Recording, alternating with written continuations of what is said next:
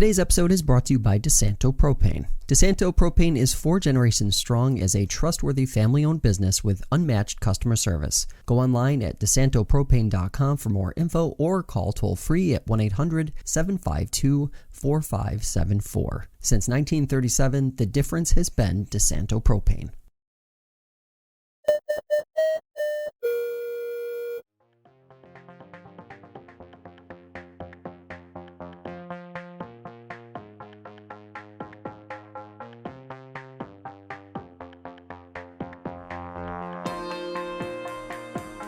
Today we are learning more about the Finger Lakes connection that's going to be made at this year's Macy's Thanksgiving Day Parade. Dan Hacker, a longtime figure in music education in the Finger Lakes, will be there, marching with the Band Directors Marching Band. Boy, that's a lot of words in a short span right there, Dan. Thanks for being here. Thanks for taking the time. Thanks for having me, Mr. Durso. Thank you so much. So obviously this has probably got to be a pretty big moment for you personally. So congratulations there. Take us back to when you found out that this was actually going to happen. It's been a while. Yeah. So first and foremost, thank you again for having me. It really started way back in 2018 when there was an all call went out for people to apply to be a part of this organization, the Salute to Band Directors Ensemble, as they were going to perform in the Rose Bowl Parade. And I was selected for that. And I think there was about 300 or so that were selected for that. And COVID happened. They canceled the parade. And then we also had, in that meantime, had a baby. And when they decided to do the parade the following year, they said, yes, we're going to do this ensemble in the Rose Bowl Parade. But I, was not going to leave my wife with a newborn and a 4-year-old at that point for almost a week. So unfortunately, I had to miss out on that experience and got to watch it on TV. And it was a beautiful day. And, a goal of mine is always to march in the Rose Bowl Parade, but, sometime in the future, hopefully. But about a year and a half ago, over the summer, they sent out an all-call message saying, hey, we have a new opportunity coming up. Been about a year and a half. And, who's interested? What's an update on your career? Are you still teaching? What's happening at that point? And I said I was definitely, interested. I had said that I am now a teacher trainer versus being a teacher. So I'm not in the classroom as much as I used to be. I'm more so working and training educators at this point with OC BOCES in Syracuse. But I still have many connections with the music programs around our area.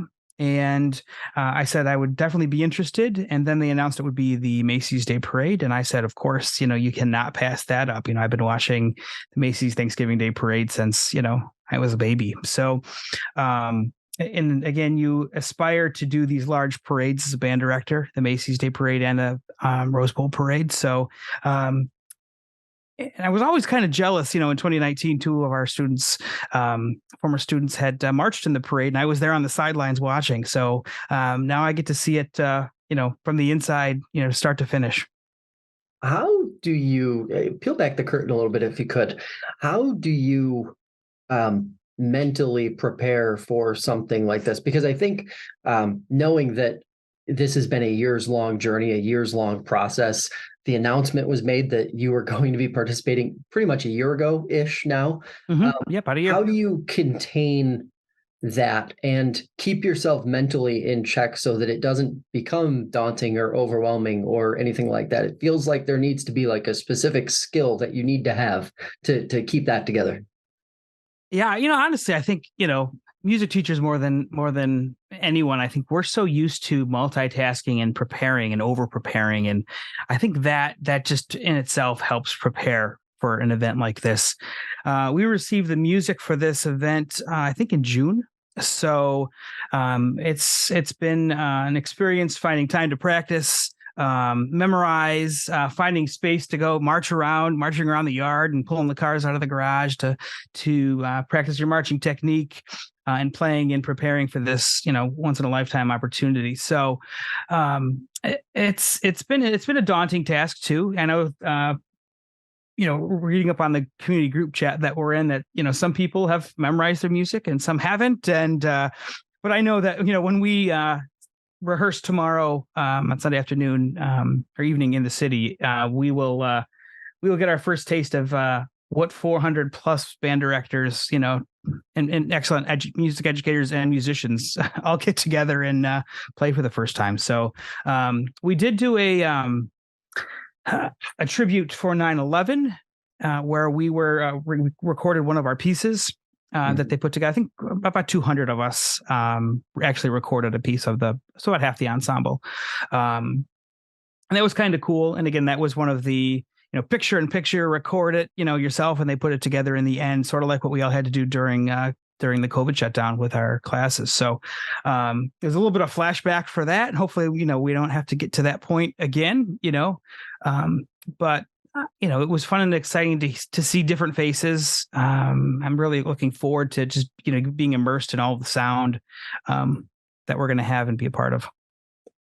I think that might be a little surprising to some people that the first time you guys are going to get together and practice this in person is literally like tomorrow. It's Saturday right now as we record this. So Sunday, like 4 days before the parade, is the first time everybody's going to get together and practice in person. Well, is that typical of big events like this where you're pulling people from a lot of different places? If you were selected, we've had several groups in our area perform in either the Rose Bowl parade or the Macy's Day parade. And a typical one, like when we performed the 2019 Veterans Day parade, those ensembles that are invited have a year to practice and rehearse. When you get together these special ensembles, it's pretty typical. And it's almost a logistical nightmare too, in knowing, I know that there was some talk of the government shutdown. Thankfully, that's been cleared up because several of the rehearsal sites for both us and the Great American Marching Band rehearse at the armories in and around New York City. And if the government were to shut down, we were going to lose our rehearsal sites. So thankfully, we don't have to worry about that. But we've got just shy of about 16 hours worth of rehearsals over the next few days. So we're going to have time to learn this music inside and out and be ready to perform for the world. Let's get into the personal side of this. What does this opportunity mean to you personally? Oh, geez. Yeah, as a musician, as a teacher, as someone who's dedicated their life to music education, this is a pretty big deal. There's not many events that are much bigger than this parade. So I know I wonder what we're going to do in the future, if they're going to do something bigger, the next big trip. But I'm not sure what's going to beat this. But I'm honored and blessed that I'd be one of these educators to be a part of this ensemble.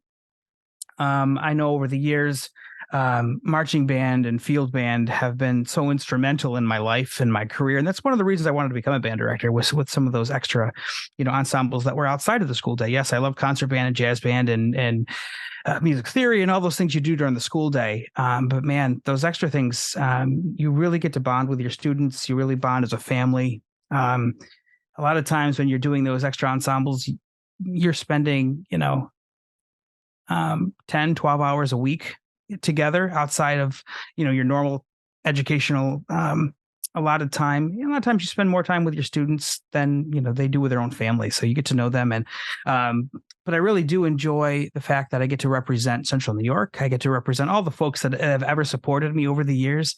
And one thing that is really special about this upcoming performance on Monday, we were asked to perform at the 9/11 Memorial.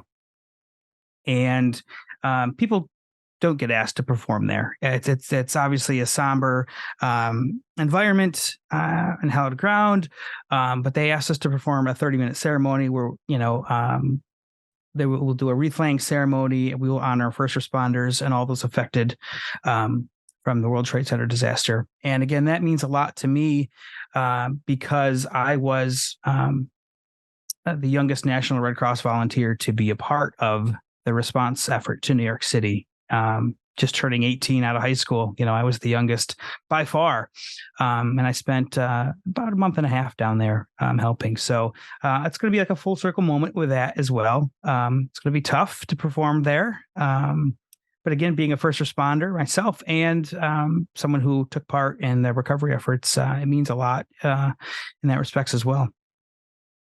When you think about the opportunity this now creates to spotlight music education, what stands out to you?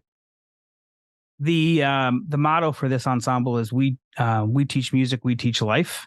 That's the motto of this organization, and um, that's the model that I feel I had when I was the teacher. There were so many things that we taught that was outside of the notes on the page. For our students that prepare them for life, and um, I think that in itself, just highlighting, the faces of music education, those who have continued to make a difference in the lives of our students and our communities, that just speaks volumes to itself. I've got a couple non Macy's related questions that I All want to right. All finish. right. First up here is when you think about music education, obviously technology has changed everything in life Yeah. over the last Yeah. 15 years. What's Yeah. one thing that stands out to you in music education that technology has really driven change? Well, I've done several trainings with educators across our communities, a lot with AI most recently. Um, but I think back, prior to the pandemic shutdown, we were using a lot of technology in the classroom. Whereas, having students use their cell phones to have their tuner out, and actually looking at how they're playing. One of the tuner apps that we used, I was having the kids record their playing, and they could actually see their articulation. So when we were talking about space between notes, you could actually see it in waveform what we were actually talking about. So um, but again, the changes change every second. Every time I log onto the computer, there's something different in the world of technology. And it's a very interesting concept when it comes to the arts in artificial intelligence. I know that they used about a year ago, they used AI to recreate and finish some of Beethoven's thoughts for his 10th symphonies, and which has been performed several times now. We see, we've released a new Beatles tune, using AI. It was top of the charts. And we've seen several organizations and orchestras across the world use AI to create different music ensembles. And so it'll be interesting to see how AI continues to affect music and arts. And as we continue to define that fine line of, if it's AI created, is it art still? At what point is it art still if it's created artificially? So and as of right now, AI is only as good as the information we throw into it and we train it with. So there's still a human aspect there, but it'll be interesting to see as this grows over the next year, 5-10 years, to see what actually happens and how it affects the arts. I'm curious now as we head into the week of Thanksgiving. The Mm-hmm. question on everybody's mind, music related, is how early is too early for holiday music? And am I crazy for already listening to it?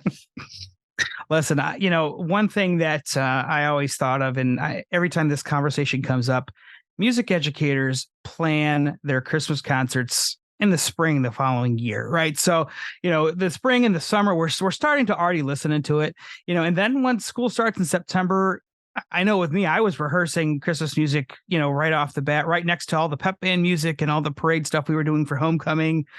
So I was rehearsing that Christmas music right from the get-go. I do love the holiday music. I was for a long time the day after, Thanksgiving, when Y94 would switch over, to Thanksgiving. Now those stations are all playing on November 1st. So I know my kids love the music, and sometimes we'll listen to it a little bit, but I still like that, day after Thanksgiving is the ultimate time to start listening to that Christmas music. But again, I know listening to some of that music, I connect it with so many memories of my life and childhood growing up. So sometimes even on a tough day, sometimes I'll throw a Christmas tune on, that makes me remember my grandparents or something like that too. So I think it's ever too early to start, but I feel with everyone, that Christmas music's already playing. But listen, music educators, we've been listening to it for months already and planning. So, no sympathy from us. Like we're already sick of it as well at that point. That's some good perspective right there, I think. Yeah. Speaking of perspective, what's one piece of advice you give to young people as they go through their own or begin their own musical journey? There's so many things that come to mind. I think practice, is the biggest, thing to think about. I wish, I had thought about this earlier in my life. I know when I was in college, if my college professors are listening, I'm sorry, plug your ears, but this was a good thing for us. But when I watch TV, a commercial would come on. What do we do during commercials? We might run to the bathroom, we might grab something to eat, but a lot of times you're just sitting there waiting for the shows to come back on. It's not too hard to, grab your instrument, play through your scales. You can get through 3, 4, 5 scales, in that time span or memorize or play through, a piece of your music, finding small little chunks of time, that I wish I had done all along. I would be that much better, of a musician at this point, if I had spent even, that 2-3 minutes, practicing every commercial break. And that did help me, memorizing music for this performance.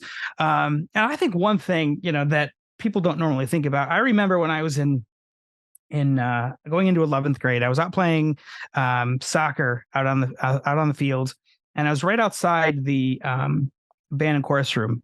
And I remember Susan Avery reached her head out the window and said, "Hey, Dan, come in here. I want to voice print you and figure out where you are vocally." And I was like, "I'm not coming in there. I'm not a singer. No, I'm not doing that." And I am so glad that she poked her head out that day, and I'm forever thankful that she does a presentation at a lot of the music conferences called Planting the Seed. I think that was the planting of the seed moment for me as, a musician and a music educator. And I've said this to her several times, and it's never going to hurt you to, if you're just an instrumentalist, to go sing, because it's going to help train your ear, and vice versa. Join the musical, join drama, join all those extracurricular things, because you never know where you're going to find your niche or where you're going to find something that you can excel in. Not everyone has to be on stage for the musical. We've got backstage, you've got lighting, you've got sound, there's so many different avenues. Just go out and try it, and you have to get over that. I'm going to fail. If I'm not good enough, I'm going to fail right up front. We all make mistakes, and we all, learn from those mistakes. So, it's such a cool, experience to be in music education, to be in this world of fine arts. And, looking back, and I do a lot of trainings now, and I say for most kids, music and the arts are the reasons why they come to school, and the fine arts have such an impact, on everyone, but even more so those kids that may be struggling or have a rough home life, or, don't really care about education or school, that music and the arts are their avenue sometimes. And for some, and that's the reason why they come to school. That's their safe place for them. So I encourage everyone to dive in and experience and be a part of the craziness that are, the music world. Hey, Dan, appreciate the time. Best of luck this week. You're going to kill it. And we'll all be watching. Yeah, I think, not to give too much away, but I know that when we're on the TV for Macy's during that performance, I'm going to be sort of like in the middle of your screen. I can't really say where, but maybe second row, right at the bottom of the star. I don't know yet, but we'll see. That's a good hint. Hey, appreciate the time. Thanks for taking it today. Yes, thank you so much, sir.